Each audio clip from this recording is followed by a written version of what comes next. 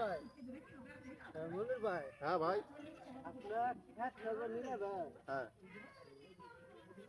ওই কোনা থেকে নিয়ে ওই পাশ থেকে। ঠিক আছে ভাই। আমরা কোন খ্যাত নিয়ে যাবেন জানেন? আমরা নিয়ে যাবেন এটা না, হ্যাঁ এটা আমরা খ্যাত নিয়ে যাবেন যেটা সমস্যা না, নিরামু ভালো মন্দ খাই, ঠিক আছে? হ্যাঁ আপনার আপনার বাবুর খালি বলছি ইলিশ মাছ পাকাবো, ইলিশ তাই মাছ। নাকি? হ্যাঁ তার কাজ তো আছে 1 ঘন্টা আধা ঘন্টা শেষ করে আজকে দেবো। ইলিশ মাছ ঠিক পাকাতে আছে। দেন। আসো, 3টা কামলা নিছিলাম আমি।